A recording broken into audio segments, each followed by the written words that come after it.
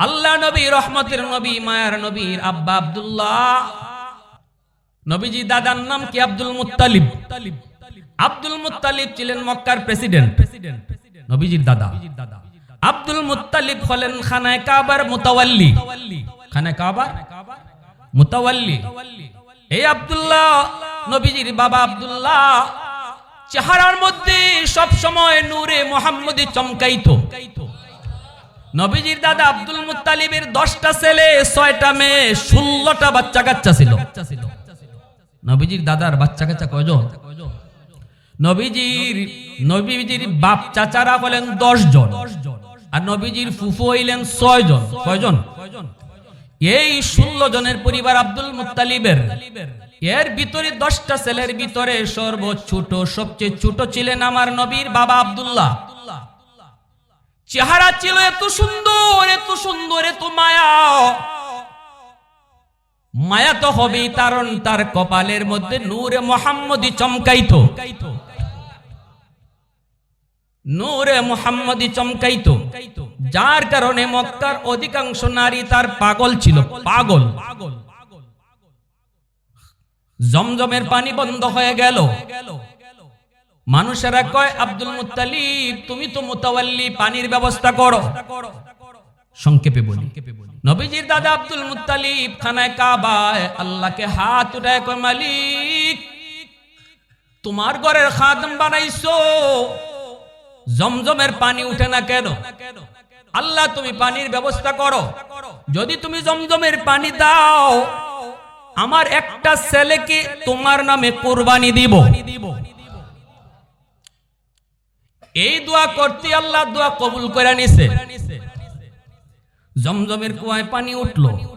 এইবার সবাই পানি পান করলো।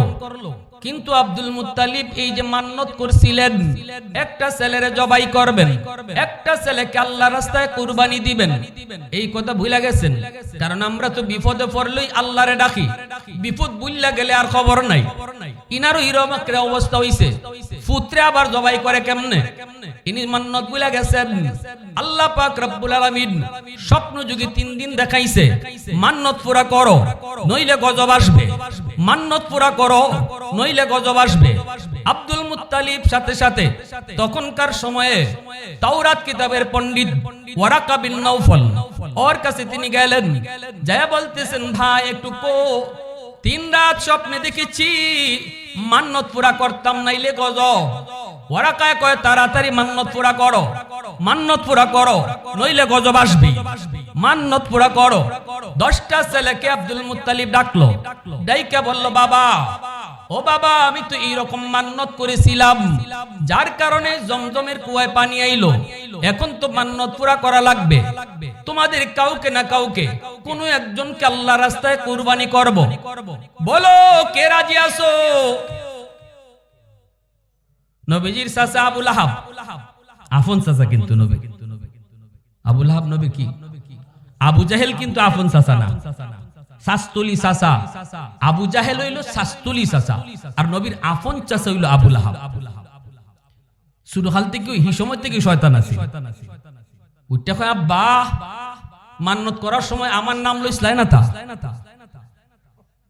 কয় না, কইতে আমি গেলাম। আমার নাম যখন কইছো না, আমি গেলাম, তুমি তোমার বুঝো।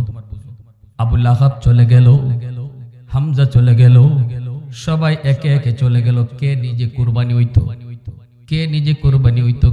কেউ তো থাকে না। 10 জনের ভিতরে 9 জন চলে গেল, কয়ে আমি রাজি না, আমি কুরবানি হইতে রাজি না।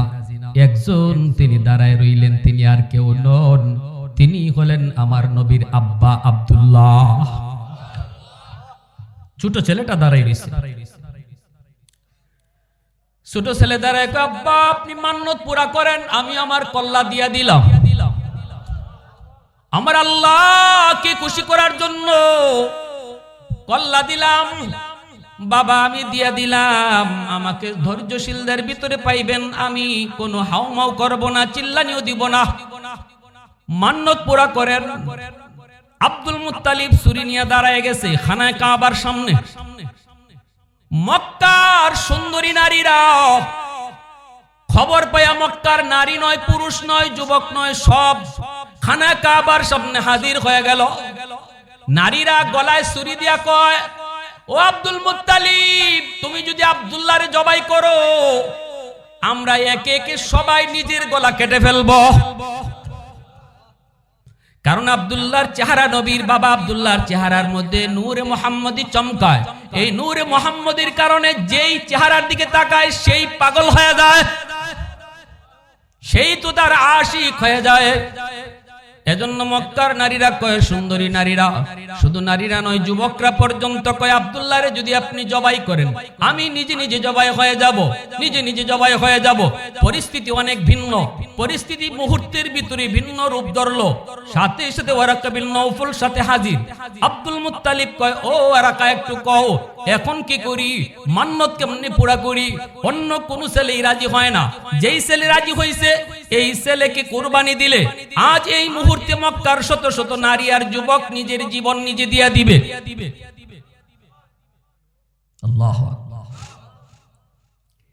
এই অবস্থায় আমার ভাইরা, ওয়ারাকা বিন নওফল কয়, আব্দুল মুত্তালিব 100টা উট আর আব্দুল্লাহ, এই দুইটারে লটারি দাও, দেখো লটারিতে কার নাম উঠে, 100 উটের নাম উঠে নাকি আব্দুল্লাহর নাম উঠে। লটারি দেওয়া হয়, নবীর বাবা আব্দুল্লাহর নাম উঠে। দ্বিতীয়বার আবার লটারি দেয়, তখনও নবীর পিতা আব্দুল্লাহর নাম উঠে। তৃতীয়বার লটারি দেয়, তখনও আব্দুল্লাহর নাম উঠে। এইভাবে যতবার লটারি দেয় আব্দুল্লাহর নাম উঠে। তখন ওয়ারাকা বিন নওফল কয়, 99 বার দেখো, 100 বারে যায় যেটা উঠবে এটাই ফাইনাল।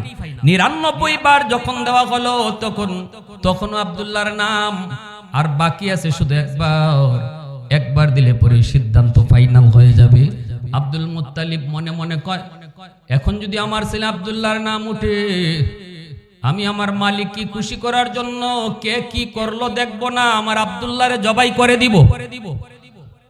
আমার আল্লাহকে খুশি করার জন্য আমি আর কোনো দিকে তাকাবো না। আমার সন্তানের মায়া বড় নয়, আল্লাহর মায়া বড়, ঠিক কিনা?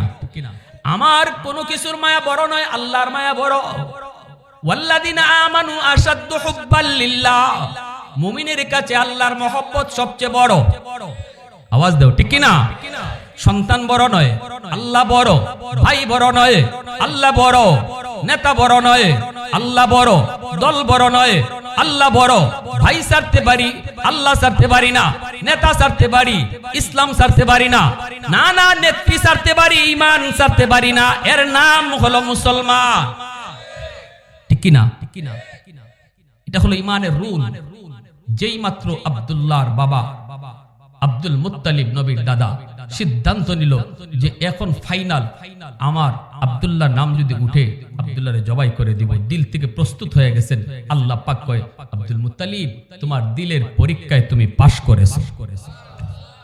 100 বারের সময় লটারিতে নবীর আব্বার নাম উঠে নাই, 100 উটের নাম উঠছে। বলুন তো, বলুন দেখি, বলুন। ওই জমানায় একটা উট যার কাছে থাকতো সেই ধনীর লিস্টে নাম থাকতো। একটা উট। ওই জমানায় একটা উট যার ছিল সেই তার নামই ধনীর তালিকায়। সেই জমানায় নবীর দাদা আব্দুল মুত্তালিব 100টা উট জবাই করছেন। তাহলে আমার নবী গরিব? এই যুবক কও না, নবীজির দাদা আব্দুল মুত্তালিব ছেলেকে নিয়ে পড়লেন টেনশনে। মক্কায় শুধু বিয়ের প্রস্তাব, এখান থেকে ওখান থেকে সর্বদিক থেকে। ওয়ারাকা বিন নওফলের একটা মেয়ে ছিল, নাম মরিয়ম। বড় সুন্দরী, বড় গুণবতী, বড় দিনদার। মরিয়ম নিজেই নবীর আব্বা আব্দুল্লাহর প্রস্তাব দিয়া দিছে, ও আব্দুল্লাহ, আমার বিয়া করবানি। আমিও কিন্তু একজন আলেমের মেয়ে, আমি তোমার কপালে যা দেখি রে আব্দুল্লাহ, এই নূরের পাগল আমি মরিয়ম। আমি দেখতেছি তোমার কপালে নূরে মুহাম্মদী। তোমার বউ যে হবে, তোমার বিবি যে হবে, সেই হবে আখিরি নবীর মা। এই ভাগ্যটা আমার হবে নি আব্দুল্লাহ, একটু রাজি হইবানি, একটু রাজি হইবানি। তোমরা 10 ভাই, বাপের যতই সম্পদ থাকুক ভাগ করে দিলে পরে বেশি পাবা না।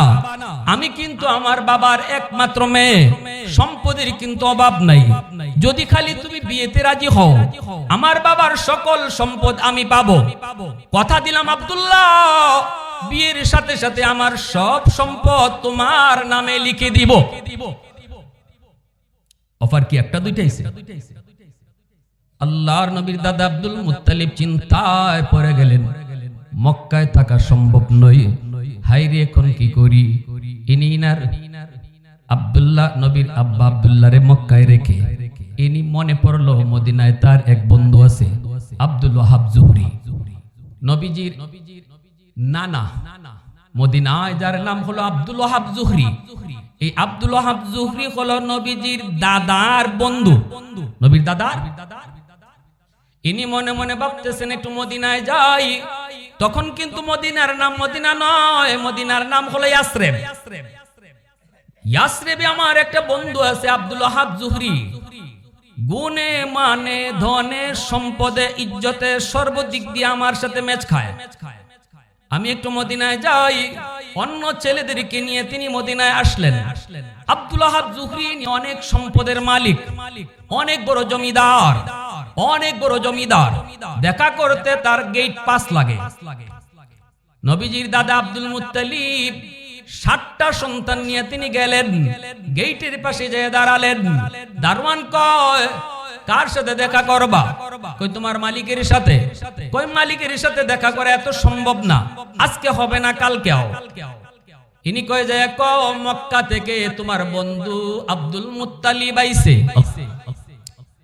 দারওয়ান শোনা মাত্রই কয়, আপনি আব্দুল মুত্তালিব খানায় কাবার মুতাওয়াল্লি? বলে হ। আল্লাহু আকবার। দারওয়ান সাথে সাথে চিনে ফেললো, দৌড় দিয়া গিয়া কয়, মালিক মক্কার প্রেসিডেন্ট, খানায় কাবার মুতাওয়াল্লি, আল্লাহর ঘরের মুতাওয়াল্লি আব্দুল মুত্তালিব আসছেন। সাথে সাথে আব্দুল ওয়াহাব জুহরি নিজেই দৌড় দিয়া গেটের পাশে চলে আসলো। আইসাই বলতেছে, হাইরে আমি গরিবের বাড়ির কেরফারা, হাতির ফারা। আমি যত বড়ই হই না কেন, যত সম্পদের মালিকে হই না কেন, মক্কার কুরাইশ বংশের চেয়ে দামি আর কেউ হতে পারে? আব্দুল মুত্তালিব সেই কুরাইশ বংশের লোক, যে কুরাইশ বংশ থেকে আল্লাহ বলেছেন কিয়ামত পর্যন্ত কুরাইশ বংশের লোকই খানায় কাবা খানায় কাবা বাইতুল্লাহর মুতাওয়াল্লি হবে কিয়ামত পর্যন্ত। এটা আল্লাহ কর্তৃক নির্ধারিত। কুরাইশ বংশের কেউ সারা খানায় কাবার মুতাওয়াল্লি হতে পারবে না। এত দাম দিছে আল্লাহ। আমার ভাইরা বন্ধুরা, যুবক, এই দিকে দেখা গেল বন্ধু বন্ধুর সাথে দেখা। অনেকদিন পর পরম করম বন্ধুর সাথে দেখা, কথাবার্তা শুরু হলো। এইবার আব্দুল ওয়াহাব জুহরি কয়, দোস্ত ও দোস্ত, ছেলে মেয়ে কয়জন? কয় ছেলে মেয়ে 16 জন। কয়জন? কয় কেমনে কি? কয় 10 জন ছেলে 6টা মেয়ে। আব্দুল ওয়াহাব জুহরি কয়, দোস্ত আমার তো শুধু একটা মেয়ে, সম্পদ আল্লাহ অনেক দিছে কিন্তু ছেলে সন্তান দেয় নাই, দিছে শুধু একটা মেয়ে সন্তান, কিন্তু আমার মেয়েটা হাজারো ছেলের চেয়ে অনেক দামি। জানতেন মেয়ে না? সোমবারে আর শুক্রবারে আমার মেয়ের কপালের মধ্যে একটা নূর চমকায়। আমার মেয়েটার দিকে যেই যুবক তাকায়, অটো তার চোখের পাতা পড়ে যায়, শাটার লেগে যায়, তাকাইলেই শাটার পড়ে যায়। আমার মেয়েটার এত গুণ, সর্বগুণে গুণী। এই কথা বলতেই নবীর দাদা আব্দুল মুত্তালিব কয়, দোস্ত ও দোস্ত, আমার ছেলের কাছে তোমার মেয়েকে তুমি বিয়ে দিবানি? আমার তো 10টা ছেলে, কোনো একটা ছেলেকে তোমার পছন্দ হয়নি। আব্দুল ওয়াহাব জুহরি কয়, দোস্ত মাপ চাই, এইভাবে তুমি কোনো প্রস্তাব দিও না। আমার মেয়েটাকে বিয়ে দিতে আমি খামখেয়ালি করব না। না রে দোস্ত, মেয়েটার মতো ছেলে যদি উপযুক্ত না পাই আমি তালাশ করব। হবে না দোস্ত, অন্য কথা কও। আব্দুল মুত্তালিব কয় কি? কয় সোমবারে শুক্রবারে নূর চমকায়। নবীজির দাদা আব্দুল মুত্তালিব কয় আমারও একটা ছেলে আছে, আনি নাই, নাম আব্দুল্লাহ, তার কপালের মধ্যে একটা নূর হর হামেশা চমকায়। সুবহানাল্লাহ, জোরে কোন। এ দোস্ত দেখ না একটু আত্মীয় করি। কয় তোমার এখানে 7টা ছেলে আছে, একটারও তো পছন্দ হয় না। নবীজির দাদা আব্দুল মুত্তালিব কয় ভাই দোস্ত, আমার যেই ছেলেটার কথা বলছি ওরে আনি নাই, জেবাই নেই, এইভাবে চোখ লাগে, এজন্য তুই আইছি, আনি নাই। কয় এগুলারে দেখলে তো বোঝা যায় এটা কেমন হইব। কয় না রে দোস্ত, মিল নাই। ঠিক না? কয় না আমার মেয়েটা রাজি হইব না। কয় যা তোর মেয়েটার একটু দেখমু, একটু দেখাইবানি। আব্দুল্লাহ জুহরি কয় না দোস্ত, আমার মেয়েটা কোন পুরুষের সামনে যায় না, দেখা করে না, কেমন করে তুই দেখবি, রাজি হবে না। না না আমি এটাও পারবো না।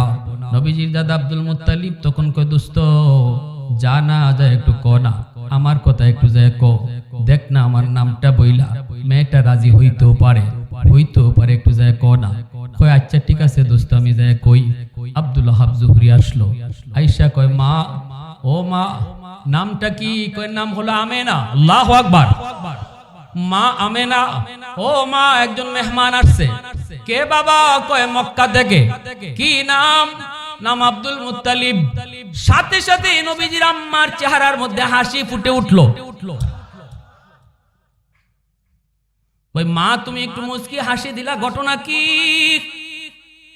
সে তোমার তীর চিনো নাকি? আব্বা ইনি তোমারে কেমনে চিনে? কয় আমার বাল্য বন্ধু। এই কথা বলতে নবীর আম্মা আমেনা কই বাবা, ওই মক্কার আব্দুল মুত্তালিবকে আমি স্বপ্নে 3 দিন দেখছি। আল্লাহু আকবার, জোরে কর, আরো জোরে কর আল্লাহু আকবার। বাবা আমি তারে দেখবো। এই কথা বলতেই মা আমেনা তিনি রাজি হয়ে গেলেন। এক হাতের মধ্যে পানি আর এক হাতের মধ্যে তিনি খেজুর নিয়া নবীজির দাদা আব্দুল মুত্তালিবের কাছে আসতেছেন। বাইরা দরজার কাছে আসতেই নবীর দাদা আব্দুল মুত্তালিব অবাক, এত সুন্দর যেন পূর্ণিমার চাঁদ ঘরে নামলো। চেহারার মধ্যে সেই নূর চমকাইতেছে, চেহারার মধ্যে চমকাইতেছে। মায়ার নবী, দয়ার নবী আব্বা নবীর দাদা আব্দুল মুত্তালিব তিনি দেখলেন। এইবার দোস্তরে বলতেছে দোস্ত তোর কাছে ভিক্ষা চাই। দোস্ত মেয়েটারে তুই ভিক্ষা দিবিনি, ভিক্ষা দিবিনি। তবে শুনলে দোস্ত আমার যেই ছেলেটার কথা বলি, আমার ওই ছেলের সাথে তোর মেয়ের 100 মিলবে, যেমন রূপে তেমন গুণে। আমার ছেলেটাও কিন্তু খুবই লাজুক, কুমারী মেয়েরা যতটা লাজুক আমার আব্দুল্লাহ এর চেয়ে আরো বেশি লাজুক। আব্দুল্লাহ জুহরি কয় দোস্ত কেমনে কই তোরে, কেমনে কই মক্কার মেয়েদেরকে বিয়ে যারা করে এরা এক পাল্লায় মেয়ে রাখে আর এক পাল্লায় স্বর্ণ রাখে, কিন্তু আমি আব্দুল্লাহ জুহরি মনে করেছি আমি ছেলে কিনে আনবো, আমি ছেলে এক পাল্লায় রাখবো আর এক পাল্লায় স্বর্ণ রাখবো, যদি আমার পছন্দ মতো হয়। নবীজি দাদা আব্দুল মুত্তালিব কয় আমার ছেলেটার একটু দেখ, তুই কাছেতে দেখা। ওই ছেলেদেরকে পাঠিয়ে দিয়েছে, বাবা যাও তো, যাও তোমরা তোমাদের ভাই আব্দুল্লাহকে নিয়ে আসো।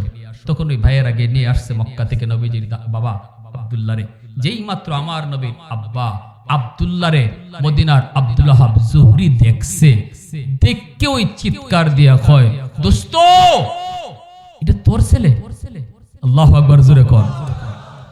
এ দোস্ত তুই তো আমার কাছে ভিক্ষা চাইছিলি আমার মেয়ে, এখন তোর ছেলেরে দেখকে আমি তোর কাছে ভিক্ষা চাইতেছি। এই মদিনায় বিয়ে হয়ে গেল আমার নবীর বাবার সাথে আমেনার। আব্দুল্লাহ জুহরির যত সম্পদ ছিল সব সম্পদ নবীর মার নামে। আল্লাহু আকবার, জোরে কর।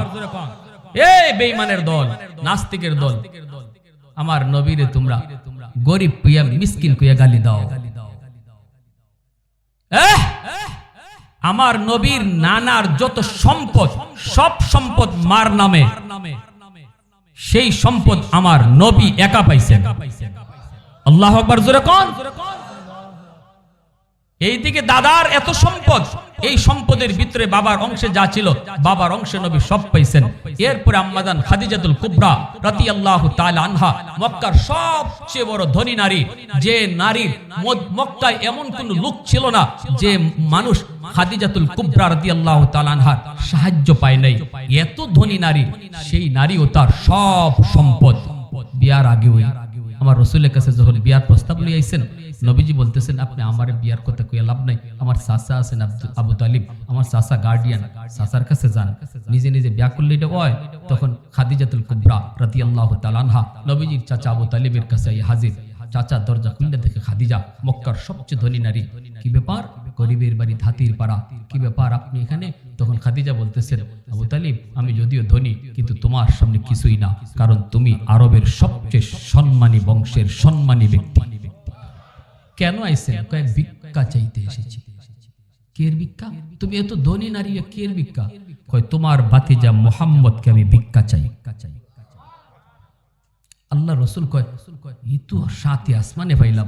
নবীজির চাচা আবু তালিব নবীজির কাছে গিয়ে কইতেছে ভাতিজা, এই সুযোগ হাতছাড়া করা যায় না, যে ধনী সম্পদের অভাব নাই, ভাতিজা রাজি হয়ে যায়। নবী কয় শর্ত আছে আমার, গিয়া খো বিয়া করতে রাজি আছি, শর্ত আছে 3টা, যদি রাজি হয় তাহলে বিয়া করবো। ঠিক আছে ভাতিজা, শর্তের কথা গিয়া কই? গিয়া কয় আমার ভাতিজা আপনারে বিয়া করব, তবে শর্ত আছে 3টা। খাদিজাতুল কুবরা রাদিয়াল্লাহু তাআলা আনহা কয় সব শর্ত মানব, যা কইব তাও। নবীর চাচা আবু তালিব কয় ভাতিজা রে, শর্ত যখন লাগাইবি খুব কষ্টে আছি রে ভাতিজা, একদিন খাই না, কিছু কইস। বুঝছেন নি? আল্লাহর নবী রহমতের নবী কয় 1 নাম্বার শর্ত হলো, 1 নাম্বার শর্ত হলো আমি আপনারে যেখানে রাখবো এখানেই থাকতে হইব, উপরে সাল আসেনি না নাই এটা খেয়াল করতে পারবেন না। আম্মাজান খাদিজাতুল কুবরা কয় আমি রাজি। আল্লাহু আকবার, জোরে কোন? মকমলের বিছানায় যে নারী ঘুমায়, এই নারী আমার নবীর বিবি হওয়ার জন্য কয় উপরে সাল আসেনি না নাই এটা খুঁজতে পারতাই না, যেখানে রাখমু এখানে থাকবাইনি। ইনি কয় আমি রাজি আছি। আবু তালিব কয় ভাতিজা একটু কইস।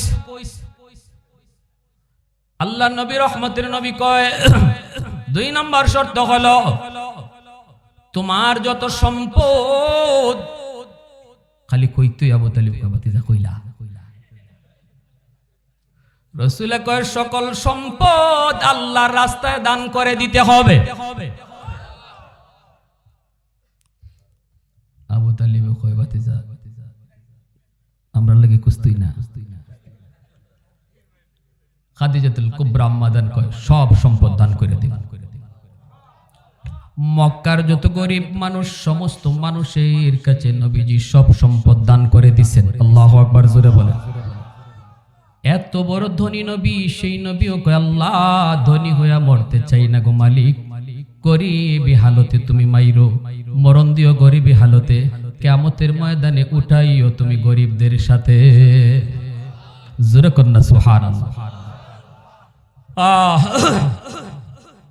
এজন্য আল্লাহ বলছে লাকাদ মান্নাল্লাহু আলাল মুমিনিন ইয বাআসা ফীহিম রাসূলা, তোমাদের মাঝে সবচেয়ে বড় নিয়ামত হলো আমার বন্ধুরে তোমাদের মাঝে আমি পাঠাইছি তোমাদের ভিতর থেকে। কারণ তোমরা বিয়া শাদী করো, আমার বন্ধু বিয়া শাদী করছে, বিয়া শাদী করার মাঝে কেমনে বিয়া শাদী করতে হয় এটা আমার রাসূলের জীবন থেকে শিখবাই।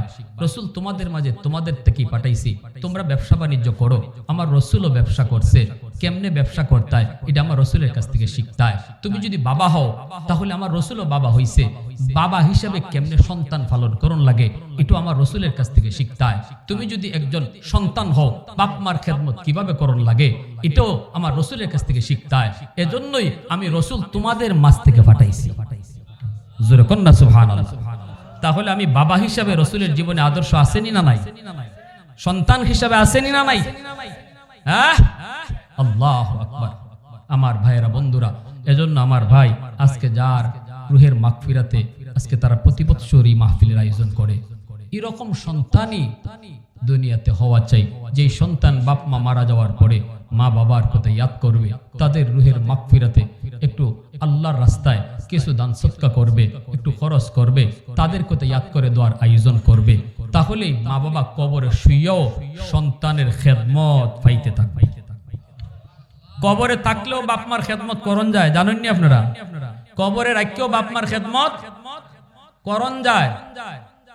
এর ভিতরে একটা হইল মা বাবার নামে আল্লাহর রাস্তায় কিছু সাহায্য করা, দান সদকা করা, দোয়ার আয়োজন করা।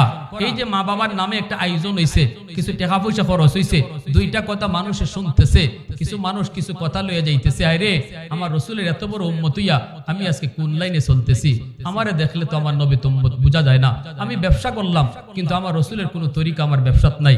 আজকে থেকে যদি একজন মানুষ এই নিয়ত করেন, আজ থেকে ব্যবসার মধ্যে মন গড়া তরিকায় কোনো ব্যবসা করতাম না, আমার রসুলের তরিকায় ব্যবসা করবো, মাহফিলে আসা বসা আমাদের আওয়া সব সার্থক।